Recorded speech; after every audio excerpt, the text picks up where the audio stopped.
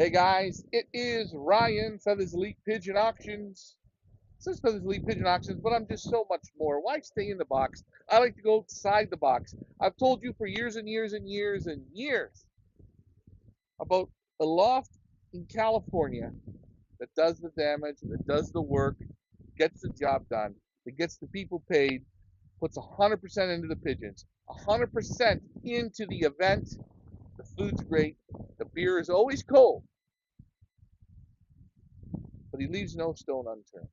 And we're going to turn this over to a very prestigious race, and I think in the world, one of the very top races. It doesn't get the credit because, again, all these races have come on, come on, come on. Let's not forget the one and the only San Diego, California, the man, John Timmerman. This is the California Classic. Yes, sir. This is your baby. Yeah, we were 23 going on 24 years. Yes. 23, 23, 24 23, years. 23, 20 years. 23 years of this, Of just the one Loft Racing California Classic. running this race. Isn't that something? Yes. So when we first started our benzene system, we were on DOS. That's how long ago the program was. We were the first ones here in San Diego to let the birds trap in late in the day after all the birds are in, to copy and paste and put it up on the website. Amazing. Yeah. And it's come to today where, look at where we are. Yeah, we're doing- live, and we have that to thankful for Terry Gilmore. For those that don't know, I mean, he was the pioneer of the FEC with the programs, and to give all of us the enjoyment of one Loft Racing. Yeah. I mean, on a live scale, phenomenal. Put that all together. That's a lot of A lot of years. a lot of evolution. Yeah. Now, we are here. This is obviously your loft, which we're going to look at. You always have ample parking. You've done it very nice. You've changed a little bit since I was here, since 2000. Yeah, every year 13 or 14. we try to do a little bit. Every year we try to do something. Upgrading. So, let's take a look. Let's see what you have here. I'll follow you. Okay. Roughly in a season, how many participants in the California Classic, John? For this race we're about 350. So 350 lofts Yes. all over the United States and Canada. Yes, we get them as far as Canada, Florida, Texas, Indiana, New York. Yeah, I mean, pretty much people spread out all over. Arizona, yes. And what I remember, you do a big barbecue on your race. The last few years, yeah, things have changed a little, but yes, we still do the catering, and we've been very fortunate the last couple of years. We've had Patty Gage out of Texas come, and really blessed that she's done her Texas style of cooking the last few years, and it's been good. Oh, nobody's not happy. You got to be happy when Patty puts her 100%. When she puts her finger on it, it's done good. Absolutely. I Absolutely. remember Patty from the first time I came. She was almost, I would say, the mother hen of all the races. Yes. She if you were new, she welcomes everybody. she got you Absolutely. into the groove. Yes. I would say it, and her cooking's great person, and catering this race, man, can't go wrong with that. So No. And this past year in October, we lost husband CL, who we all dearly miss. CL the last 20 some years, also with the races here for San Diego Classic, Holiday Cup, Triple Crown, California Classic, Royal. He's played all these years, and yeah, we all miss him dearly. Yeah. yeah, so that's a loss, but this is the problem in this sport, eh? Well, that's just it. I mean, it's not just CL. I mean, excuse me, we've lost really some tremendous people instrumental for the sport. We go back with I mean, for those that are even remember, with the Marty Laddins and with the Ron Steinbrenners, those are the people that they pushed the sport to the furthest limits, and here we are today, and I'm, carrying on a tradition and very happy to do so, um, and looking forward to continue. Yeah, and all those guys, they were the sort of the pioneer of this one loft before it was real big. Absolutely. They were The FEC, the backbone. FEC was the one, they laid the groundwork. And guys like myself are very fortunate to come in contact with that to expand again, take it to another level. No, just like the guys that are across to the east and to the southeast, taking the sport to another level. My stuff, I would say, hasn't changed much. It's like, these lofts here have been here already 25 years, and yeah, you get into, well, should I remodel? Should I do this? But you know what? It's antique. Can't touch it. This is how it started. And yes, I modified and of course increased things because we learn that as we go. But this is where it started. I mean, it was 400 or 500 pigeons to where it's anywhere from 15 to 2,000 plus, and just for this race alone, and enjoyed it. Many breeders been here, 20 years. It's the participation's changed. Our main breeders, because so many have passed away. Yeah. Well, I say it's a great experience. It's a great race week to come here and experience this. Now, this California Classic, we're going to go over and get to the lofts. This is a 3-race series. California Classic, yes, it's a 140, 190, and then the final at a 3, and then you have the second wind, which is 350. Okay, so you get a bonus 4th race if you want to participate. That's an add-in. It's an add-in. You're paying $50 up front with your perch fee. That goes to the second wind, and then whatever birds finish on the 300 are able to go for an additional $100, or it's based on if you got 1, 2, or 3 birds left. If you got 3 birds, it's $100. If you just have the 1 bird, it's $150 a bird. Okay. To enter, and yeah, as in the last 4 or 5 years, there's always over 100,000 in that second race. That's great. For $100. Yeah, it's hard to beat. Now, to enter the California Classic, what's the cost to send birds? So I want to send a team. What's a team worth?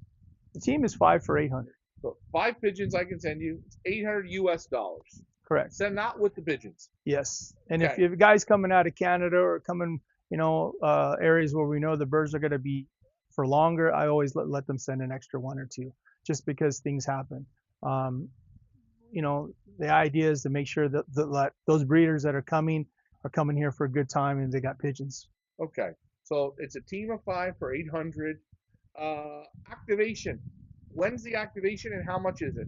Activation is now it's at the 140. After the 140 is when you pay. So this race, like with average speed, the average speed already starts at the 140, and but we do a collection of entry fees a little earlier now, just because with so many people, time-wise, it's just easier to do it that way. In the old days, we did it the last 24 hours to still collect, and that's too much. Yeah, too much pressure. Okay, so a reasonable. I don't think it's a crazy price. No, this is for the work that you put in. Not just for the work. I just think for everything across the board. I mean, your perch fees are where they were years ago. You're going up against some of the best in the country, and it's challenging, and that's in the end. We've talked about this earlier, that you're looking for a challenge. That's it. And again, guys, as you see the grounds, hey, let's go and take a look. Let's see the old. Was this the old car? The old car, yes. The well-oiled machine. How many pigeons since 2003 till now have you think has gone through here? Oh, that's sheesh. Well, you figure.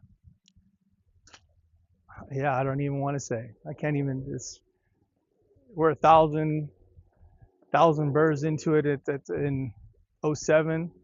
So you figure that's almost 20,000 birds, 30, 40 plus. 40,000 pigeons. Plus. You handled a lot of pigeons. A lot of pigeons, yes. All right, so this is the loft. From the front, you wouldn't believe that it can handle what it can handle.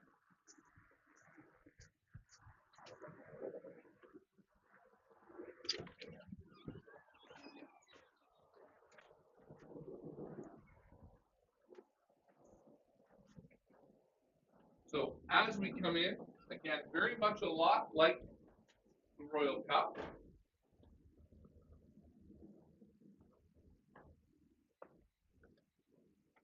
Same automatic drinkers. Yeah. Everything.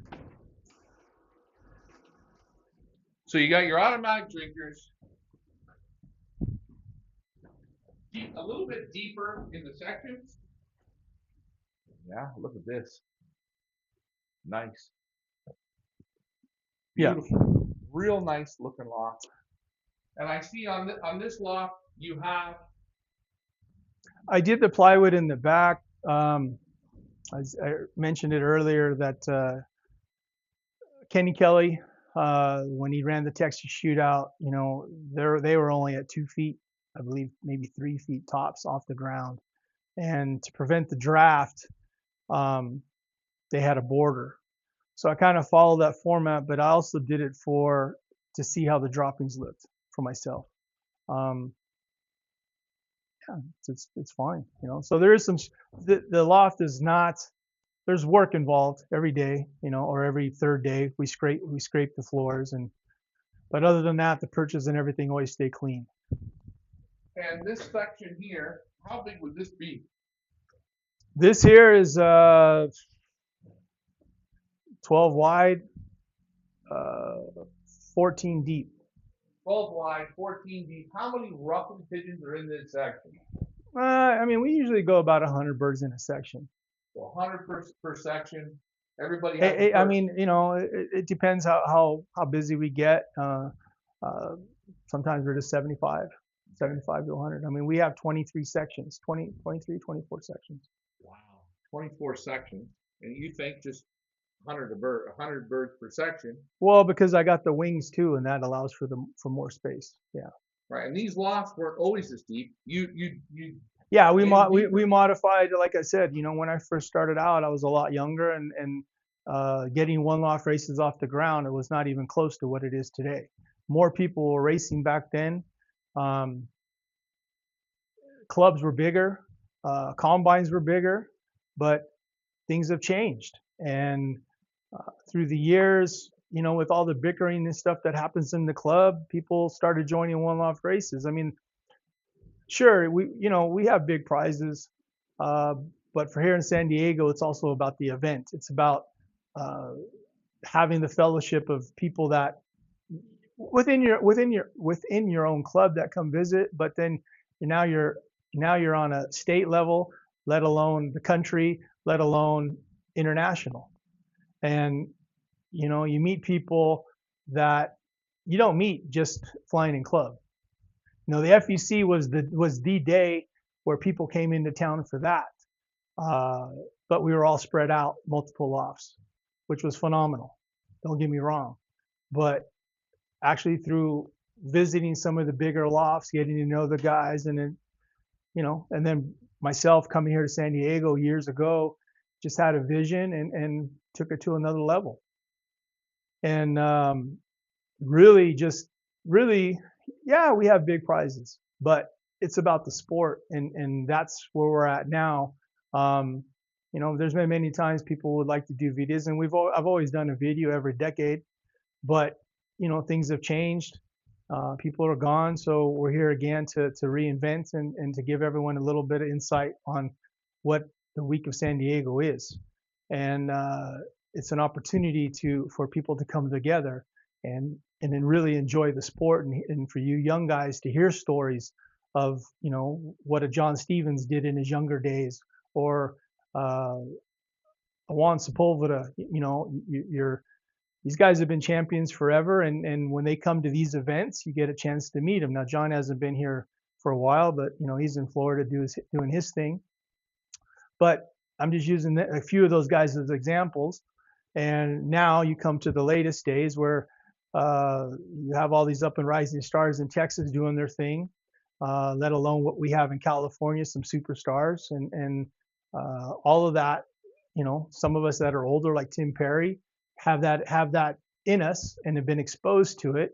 I think I'm a few years older than Tim, but you know, we're all on the same page. And now we have these guys that are in their 30s in their late 30s, like a Tony Cuevas, that uh, they give their lives to this, and myself included. So for myself to have started this so many years ago and to be here today, yeah, and for not just to go across the United States, to go global. I mean, it's something. And this race particularly is a very prestigious race because people that have won this race or that finished very well have consistent pigeons in this race. You've seen it when you're looking at other races when they're doing auctions in pedigrees. You see California Classic, Yeah. Royal Cup. You see pigeons that you've flown here, and maybe they weren't first prize winners, but they were in the money. They were right there, good pigeons. People take them home, and they breed good pigeons back.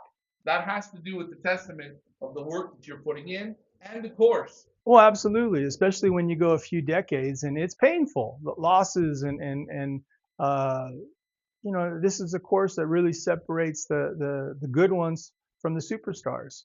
And not to say every pigeon is a superstar, but there are pigeons that come out of this that people wouldn't recognize, they bypass, and then they turn out to be really good for them. And then for us, for myself, that's a reward, um, because that goes in the books. That's history. And some of these gentlemen, I believe Ryan will have some, testimonials, but they will speak for themselves. That no, I'm not. I don't need to blow smoke up anybody's ass. This is what it is. And for those that did participate and it didn't work out, hey, I'm sorry. It's pigeon racing, and so we do the pigeon racing, and then we do the event to bring it all together. And if we had the participation, or if we had what was once in the United States, yeah, we would bring back a trade fair, which the trade fair is what Ron started, and all the different vendors of feed, and it was like an Olympiad here in San Diego.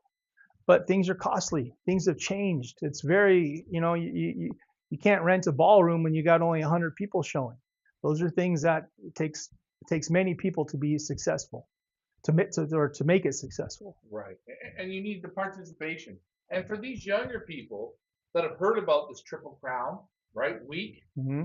if you come and experience it, you can come still, because now with the San Diego Classic going back to the Triple Crown format, the Royal Cup that you run, Mm-hmm. and the California Classic, they're getting a whole week again of racing. Yes. So we start off a little slow with the 2 races rather than races filling in the week, but because of the holiday here, Thanksgiving in California or United States, we try to finish it up by then. But we will go. Our finals will be any day between Saturday and Tuesday for sure.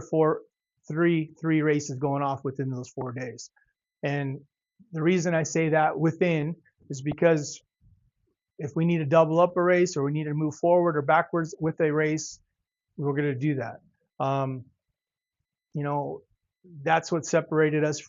I don't know. I don't pay attention to how these other guys go about doing things, but for us, the time frame is the time frame, and we try. I mean, only because of what happened the last couple of years with the way the weather pattern's been, have we adjusted.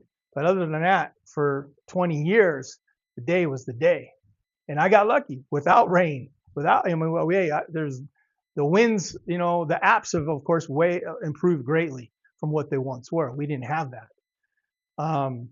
We just went by what the Weather Channel was. And that's how, that was old school. That's, good at the release, good at home, we race. But now, of course, we do what's best for the animal, and what's the fairest. Okay. And the pigeons, when they come into this loft, so we've already seen how you quarantine them. They come in the same sort of way as the Royal Cup. It's the same process with the Royal Cup. I'll start off in the middle. Birds get used to the waters, and they get used to their section. It takes 5-6 days, and then we start putting them in the hallway and then on the landing board. And on the landing board, I've got big fly pens, and I've done both, where just the board and the fly pins. Same process with the pulling of the flights, and if they're ready to go out and start being a little bit more independent, they go out every day. But we're always making sure that the birds are healthy first. We don't, we're observing to make sure that the health stays on point. Yeah, the key is the health. Key is the health. They're young pigeons. And with young pigeons, things can happen overnight. And you just have to be ready for that. And that means that you got a big cabinet with all different types of maybe antibiotics or vitamins or probiotics. You just want to make sure you have the main things on hand. Okay, now people might ask, Royal Cup, California Classic, I want to pick one race. Do you recommend one over the other? No, Is the prize money roughly the same? You got to remember that California is a bigger race with more participation. It is a little bit cheaper. It's just what you prefer. And if you're planning to come for the week, if you say, hey, I'm going to go and just see what this is about, I recommend you put a few and you put a team. It's nice if you're able to put a few for yourself. What I would recommend is you have a partner, a friend, because yes, things are more expensive. Things are just across the board, accommodations, and we will show you that later as far as different places this year that we're doing differently. And so what we can do for people to make things better, or suggestions, yes, partner up or what's with it, whatever's within your budget. Yeah, but if you are planning and you want a real pigeon week, you guys here in San Diego, you still know how to do it. That you never forgot that. No. You didn't get rid of it. No, I mean we just all of us have just gotten a little older, and that's across the board. So our temperaments are we're a little shorter, and sometimes we got to think it through a little bit more. We step back and analyze it. But as a group, that's something that we actually brought up on, I think, 3-4 weeks ago with the club, that it's just not John Timmerman makes the call over here or Steve Miner makes the call as far as release. No, there will actually be a committee of 4 people that we all understand, that we're on agreement that if temperatures are high or winds are high, we don't race. So you're looking out for the best. We're looking for the best interest of everybody. It's just birds, yes, the participants, and yourself. Yes. So you're trying to make it a win-win situation. And I will say to people that are watching, if you are planning to put birds in these 3 races, or 2 races, or 1 race, and you're planning to come down, there's one good thing. The consistency in San Diego of the races going off at this time are pretty damn bang on. We're pretty good. Yeah. We've been in a lot. We've been fortunate. But again, the weather patterns are changing. And you can't stress that enough, that it's warmer now in San Diego, and we've been asked push it late, this and that, which for this year, for example, and then all of a sudden in end of December we're at 90 degrees. So you don't know anymore what you're going to get. Right. Now, this whole loft, before we continue on, this whole loft's all the same. Yeah, all the lofts are the same, except I got 2 wings on the two side lofts. And again, guys, as you see, these are the settling aviaries. Pigeons settle. For loading, you load the same way? The pigeons come through here, through this hallway.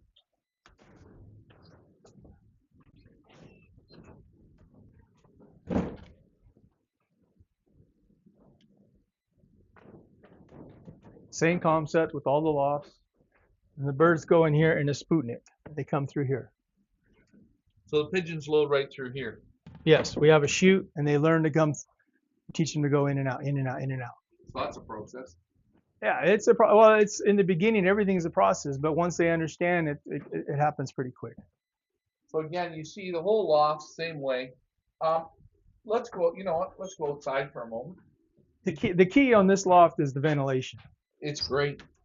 This loft really is good. This loft feels a little different than the other one. It's a little cooler. Yeah, I was gonna say. It's this being San Diego with warmer days, it's ideal for summer. You can't ask for anything better. If it turns out to be a cold winter, that's a little different because then I can lose form just because the lofts are open. But nothing's perfect. So this is where you load. Yeah, we just we come through. Like I said, antique. It is. So we come back up. We put this up here on there. Oh yeah, you got your gate. Yeah, To load them. load the trailer up and boom, boom, boom, away we go. And exactly the same as the World Cup. We slide. Yes, the slider deal was something years ago.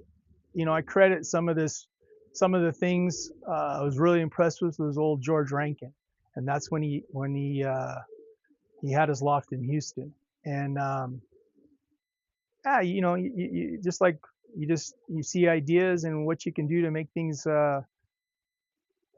more up to date or just more unique, and that's one of the reasons I really haven't remodeled this loft with pickets. I mean, the pickets really need to be changed out this year, but the concept's the same. It's always worked. And if it's not broke. I mean, in 20 some years, I've had, as far as drops, one time two birds stayed up a little longer, made a circle. The birds came down. I had another race where there was a issue where one bird dropped in and another bird, it hit the picket and it turned around and another bird snuck in. So it happens. But as you see, things happen. Guys run into issues no matter what, everywhere you're at. Now, none of this would be an issue if I just did it by the clock. And that's a question that some people probably ask and say, "Oh, well, I would enter there, but it's not by the clock." What? Why not go by the clock? Why pick the drop? Well, here in the States, for those that have been flying a long time, hey, if you get three to come together, the three equal, or five to come together, you do your best to get them in. Like Ryan asked me, like, how do you distinguish between a drop? So, and that puts you, I hate to say it, as like the rest. oh, that puts you on the spot. Yes. You're in the ship spot. Yeah. When it's packed out here, and you get two or three birds together, and you're going to become God. Well, no, I mean it's not a pleasant feeling to cut anybody off or to make the call. But we're present, we're here, we're doing everything we can to make it fair. And guys that have seen the race, no, I'll call the drop.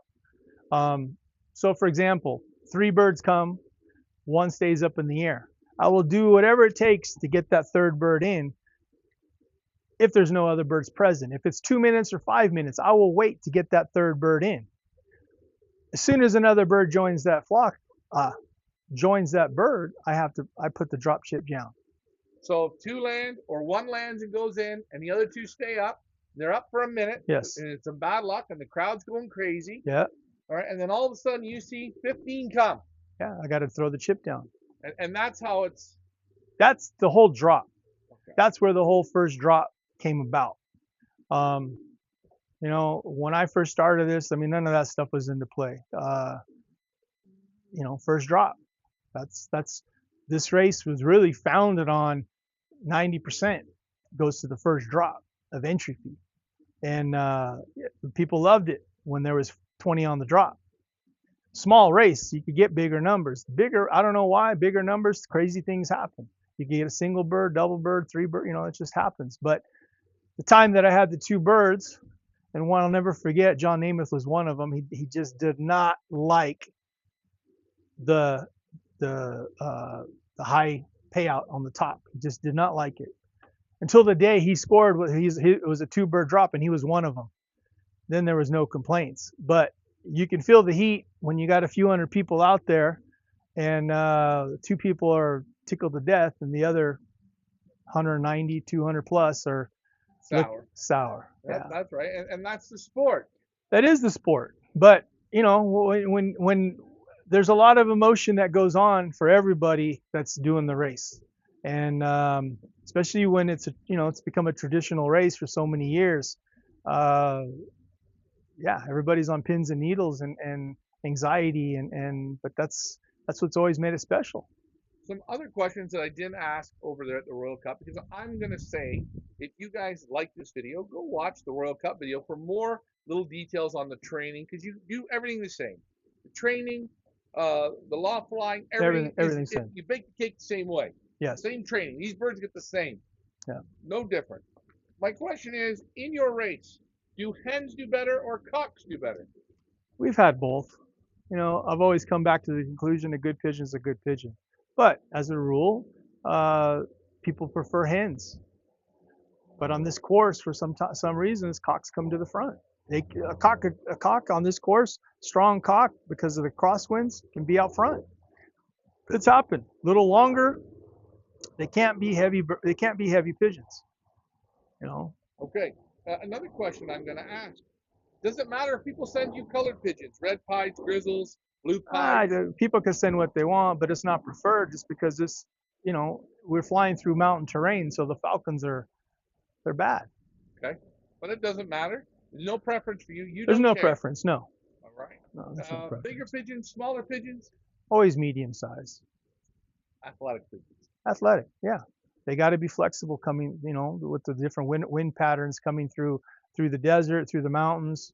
And there's a lot of wind, open desert. It varies. Right. So this isn't. Would you? Okay. Do you say is it an easy course, or like, let's say if people looking at speeds, in majority of your years, what are the speeds from in the races roughly? It just depends what kind of climate we're going to get. I mean, a few years back, put it this way, we've had races, right? Upsets, and it's because we followed the days we had to race. We followed within the parameters of race day, and some of the races were most difficult. So, for example, one day turned out to be one of those days, and the following day we raced and we hit speeds that were phenomenal. So much that people couldn't believe it. Like, what the hell? They were home in 5 hours, but that's Mother Nature. I can't control that. No, and you put so much time, and you guys are going to see this in these loft tours of the short training, putting in the giving the birds the confidence to complete what's in front of them. And people don't know what you see there. This is nothing. When you get in to those mountains, those valleys, yeah. You get mind lost. It is for the first 25, for the first 50 miles, you're in that type of terrain. As you go, 30 miles into it, you are at now 3,500 elevation. So now you're up higher and the pigeons will come. But if they got a good strong wind on them and if they blow by, they're gone. Or they get a crosswind. You get these gusts that come out of nowhere. Sometimes they're not even, reported, and it blows them. Well, this is all mountains, 40, 50 miles wide. And if they get blown too far to the south, well, then they try to go around it. But a lot of them won't turn around. They just keep going. Okay. Another question people might ask is, when the race is over, so there is an encore race that is 350 miles? Yes. So if they finish this race and they win first prize and they win the ace pigeon, they can still put the pigeon in the encore race. They're always at that point, take the bird home. Yes. They can play it. Or yeah, I mean, there are some guys that love. Why can't you make everything at the 350? Because it's such a difficult course, and this is also about the hobby. When someone has an ace pigeon, it's earned itself. When you get a pigeon that scores here at the 140, the 190, and comes back on the 3 on top, and I've had them, not many, but pigeons that are, that do that kind of performance in the top 5 consistently, take it home. Why are you going to risk it again? But there's people that they want to make sure they got a good one. They'll lose a few, but then they know what they got.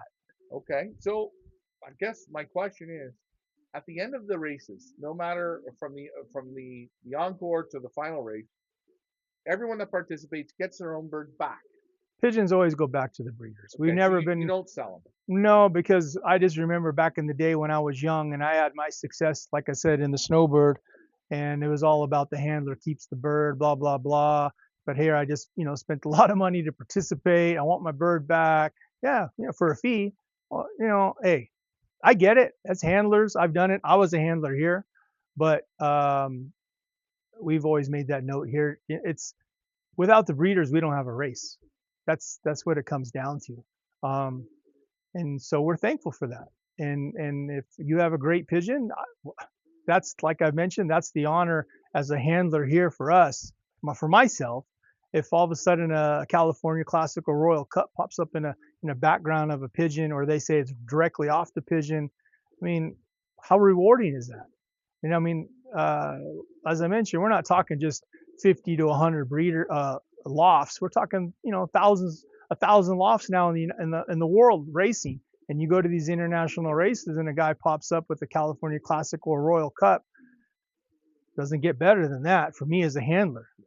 That's better than keeping the pigeon. Well, that's rewarding because Yeah. listen, I'm a spec. I'm here. Young guys are going, what is that? Who's they're wondering who's John Timmerman? I haven't seen him. He's never talked, dude. I talked years ago. You just, you're just a baby. Hold on. We talked in the waiting room there of a pigeon 410 from Dave Clausing. Yeah. Okay. And how many people? Dave Clausing's world name. Yes. I think on the almost the same scale as the Jansons. Everyone knows his name. Yes. Would you say? Well, Dave has been phenomenal. Absolutely. I mean, he changed the world. There's been pigeons even in the last Victoria Falls where, Clausing pigeon in his background. So for him, I mean, yeah, that's pretty awesome. On a, on And you were saying there was something though about the 410. What was it about it in regards to this race? well, the 410, that was when I was a handler for the multiple loft races, and we're talking, that was in 98, 99, or 97. I forget which year it was back then, but back then none of this was here, and we flew in competition. I did not win it, but I was sixth or seventh. However, the interesting part was that back then, I mean, we are in the country. It's dark. There was nothing here at that time. Um, Guys had their lights on at the loft, Yeah. and here comes this pigeon like 30 minutes, 40 minutes into the dark. I mean, what a special pigeon. And Dave, at that time, he had some success with birds. He was still David Clausing, but when the pigeon came, I'm gonna send it back, and I told him, I said, Dave, this pigeon's gonna be a superstar. Why? Because it came in the dark the way it did. There's no lights. There was no lights out here. Yeah. And that, lo and behold, that turns out to be a pigeon that carried him on for a few years, or how many years, I don't know, but stories like that, I mean, that's 25 years ago, and that's phenomenal. That was Yeah. part of that's history. That's history. That's history. So And one thing is great is Dave Clausing still to this day, he still participates. oh, absolutely. If you guys don't want to go all around the world and you want to participate against him, he'll be here again this year to participate again. He's going to bring his army, his pigeons that do it, and you get to test yourself out against a real international superstar. You're going up against guys that have made really an impact on the sport. Like I mentioned before, with like the Gerrit Kolfenbag, or I'm hoping he does not stop, but like Joe Nemelka, just a lot of success and a lot of history, and their feedback has kept me pumped up to keep going. The positives have always outweighed the negatives, but you listen to everybody and you just keep going forward. It's pigeon racing, and you have more losers than winners, but if people pay attention, do their homework, and study their pedigrees and study the health of their birds, they could take it up a notch. And And I will say a big thing. There's a lot of races out there, but I know one thing: these 3 races here in California, the loft managers put the time in, put the work in, and they've got well over 20 years of experience playing this game, and this is why they're still here. You guys are, I'm going to say, the pioneers of this. You're in well, that I mean, starting group. I'm the starting group in the one loft races, Yes. but the tradition was already there as far as like what Ron was doing, the classic. I just took it to another level to make it a bigger event. we were always a few, at the time, Ron was always a 300 bird race.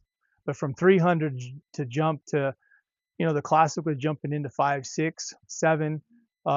Myself from 4 to 8 to 15 to 22, 23. And that's why I say it fluctuates. Yeah, I mean, we have come a long way, and we do have quite a few people. We have fantastic competition.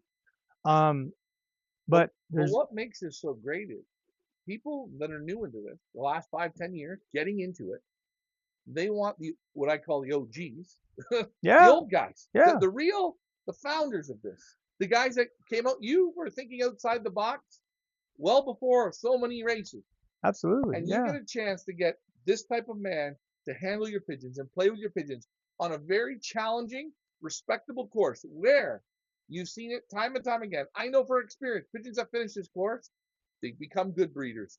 You've got a good shot at it. It's not a cakewalk. You put the work in.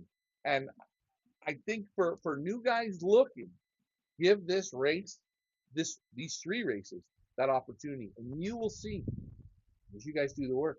Well, I'm just glad to be still able to do it, and I'm very fortunate to meet people and befriended people over the years that are still here today, and to grow with it, and for them to grow with it, especially when you have younger guys that, that were participants when they were 10 years old, and you take Sean Bonds, he's switching families of birds, and now he's getting older to get into family life. Um, but he remembers when he was in his teens. Sean, Mesopotamia.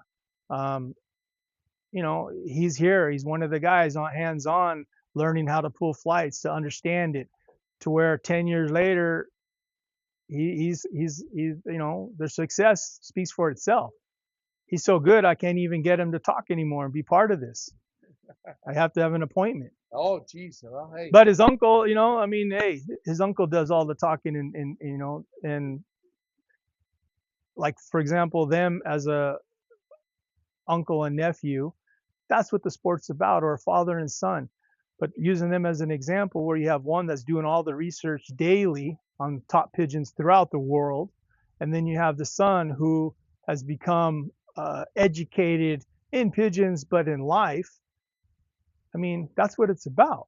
You're dealing with, that's the type of young man that helps elevate where we're at. It keeps you on your toes, keeps you going. Well, I've always said it. I'm only as good as as a one man show. Yeah, but I was on one man show for 20 years. But, as we've gotten bigger with the dual races, yeah, I bring on people and train them, and try to take it to another level. Some work out, some don't. Um, but that's okay. That's just life. We just always try to improve, and there's nothing wrong for anybody, going different directions or doing different things. It's about being positive, and what are we all going to contribute back to the sport. It's no different than in a club where you have guys bickering and arguing. One day they will come back together shaking hands. Might not happen when they're in their 30s or 40s, but it usually happens when they're in their 60s and 70s. Well, hey, we hope. And here's another thing I wanted to throw in. I wanted to ask for your acceptance dates on this race. You start accepting when? um, I usually start I start the 8th of March. 8th of March till We go all the way to June 15th. June 15th. Now, and I should have asked at the Royal Cup, but for both races, can guys send replacements? Absolutely. And when do you accept your replacements up till? We usually go to June 15th. That's June the 15th. cutoff. That's when I stop. And a lot of times, if there's an issue that happens, if a bird's lost, I always tell the guys send an extra one, sometimes two, just if a guy's having difficulty with their breeding program. We're trying to be as fair as possible and trying to accommodate the breeder to make it a good experience. Because as we get training and going, this isn't the norm. No, I keep telling you, I will lose pigeons. I don't lose them drastically, but it's a difficult course. It's challenging, and you know, like I said, it's rewarding when you get top guys that come back with the feedback, and even from guys that have quit the sport, and then they come back to me years later and said, "Hey, I didn't win it, but this pigeon, I had a lot of success." Okay? You I know, know. I felt it. I experienced it. And like I said, guys, I came here in 2011.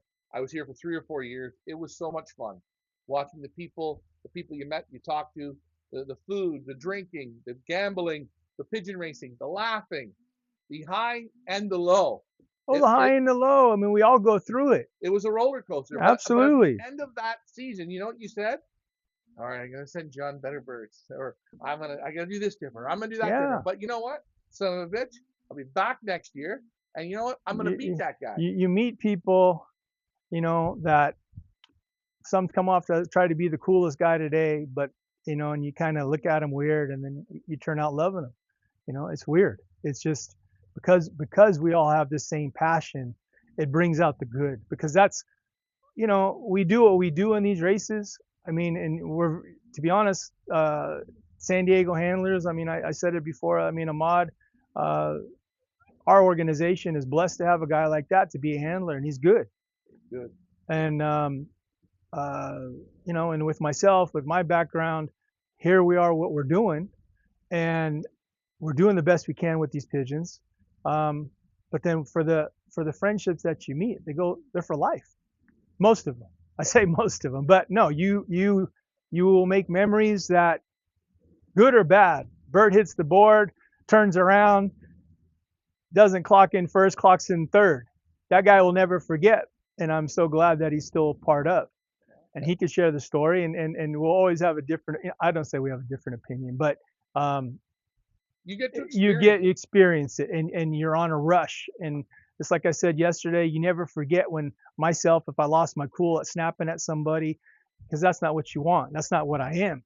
But the pressure's on, or you get a phone call and someone's watching a video and they're telling you that the birds flew this fast.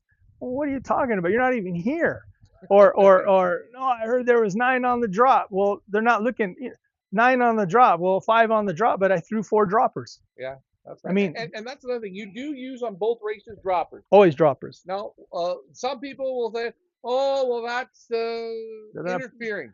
no, pigeon racing is about getting the bird down and in. That's pigeon racing. Guys, if my father was here, he would shake your hand right away because you know what? When you're paying a guy to run a race, I I want them trained, fed right, worked good, and you know what I want? I want to finish. Show Well, me a that's finish. that's the difference when you come to San Diego is that we're big, or myself, yeah, at one time we're, one of the bigger races, but now you have big, huge races. But the difference is, as an owner of a race, and you have this with the Texas guys, they're hands on. They're hands on with the birds, and they're doing the bookkeeping on top of that, and doing the ordering of the feed, and some of them still doing the scraping of the loft. I mean, that's what pigeon racing is. And you know, like I said before, the sports just become commercialized, and we're forgetting our roots. And And I will say, you, your staff, you're working here. You're working. You're not sitting doing no, something I else. mean, I try, I mean, You're here. we spread it around, and yeah, there's some things that the hard labor, I mean, I'm not as proactive with, but I probably should have been, I mean, I fucking got fat, but uh, that's just some of the stuff you can't do it all. If I could, I would keep doing it all. Now, just before we wrap this up, one thing. What do you think? Some of the old guys, your Marty Loudons, Daryl Phelps, guys that passed away that were that I met that were really they were characters. Absolutely. They were and they had their ideas. And I remember talking to them and I was just like, who am I talking to? But and they won. And you've seen the money they had won and you've seen all this. Let me ask you, you're doing this. And I see in your loft you have a picture there of Daryl. A super nice guy, a great human being. What do you think they're thinking today of this, of what you're doing, how you're carrying it on? What would you think they're thinking? Well, they'd be pleased because of what they taught me. Yeah,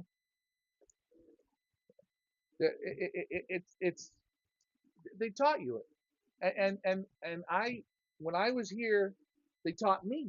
But what they did was they supported it, and those are people. When I see there in your loft, if you have that photo, that's the friendship you're talking about, and there's Oh, nothing yeah. wrong. He's watching down, as Marty is, as CL is, and that's tremendous. Oh, yeah. And guys, here you take a look. It's all here in San Diego. Come and experience it. It's the scenery, the work with the pigeons, the love and the care. You see it in the man. That there is true feeling. It's true passion, and it's all right in here. It's Yeah, nothing right to do here. with the money. It's to do with No, what it's a you built. passion. Yeah. It's the passion.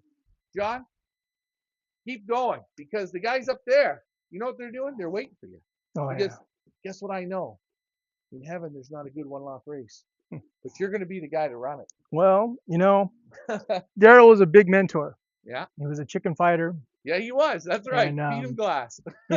we'd go on and on. He had his thoughts about what was good and what was not. And when you're hands on, you see things that people don't see.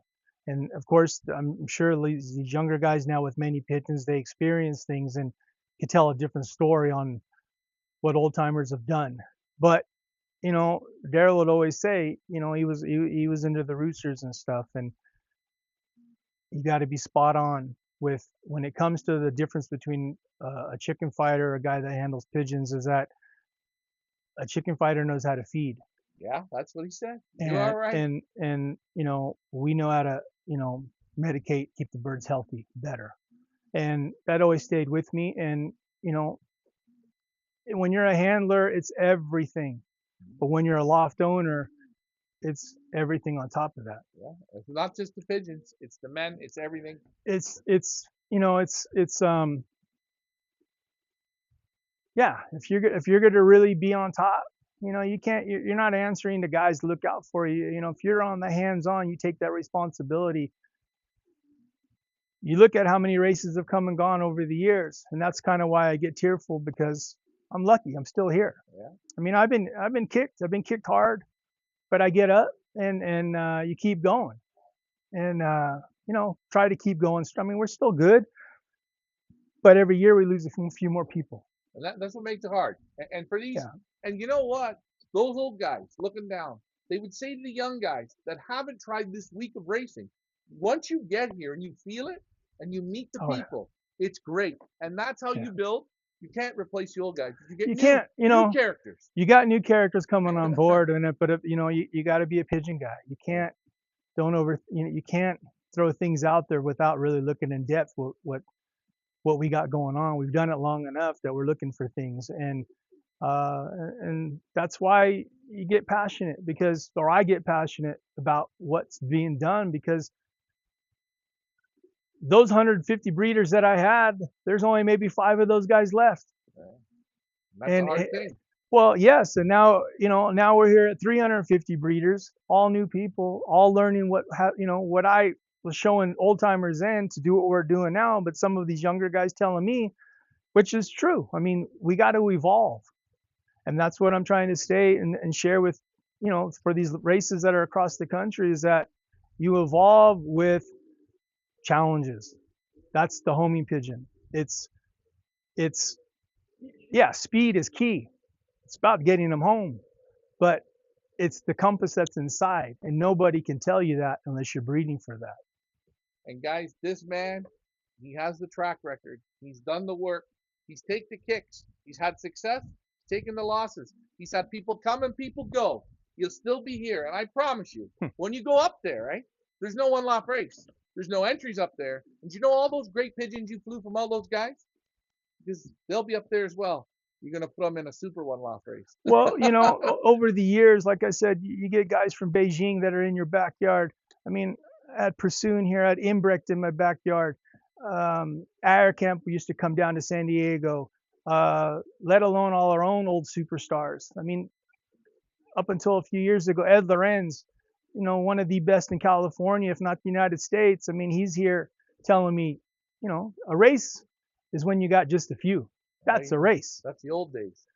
But, because, in our modern times, we're all looking for big drops and trying to please everybody. But is that really racing? My wife, not even a true, I mean, she's a pigeon person affiliated with me. But she goes, what's a race? A race is when they're individuals popping out in front. That's a race. That's just the way I like it. That's the old way. And the modern way is a little bit more about this drops. 2 great ways. One great thing about this course, you do get drops, but you do have those days where Oh, there's you just don't those know. That's what few makes it pigeons. exciting. Hey, Yeah. John, I want to thank you for this look at this loft, this legendary loft. You keep going. You keep doing great, and the people will still come. Oh There'll, yeah. there'll be more characters coming. There's Oh always, yeah. as long as there's Pigeon Men, there's characters. But thanks again for showing the people your loft. And, I say thanks again for all these years giving your very best. Trying. That's it. Trying. Very, very best. You're not going to make everyone happy. You're not supposed to, but you give it your very best. And I've said it since I've been here. This son of a bitch right here, he does one damn good job. Thank you. John, I want to thank you. Guys, we're going to look at some feed here in a little bit, but what a super loft. What a super guy. What a super week of pigeon racing. Like, share, and subscribe. I told you about them, eh? Whatever I say I'm going to do, I do. Thanks for flying with me, guys. That's the California Classic. That was the Royal Cup. And all you got to do is participate, and you'll get the memories like I've had. Thanks for flying, guys. Bye for now.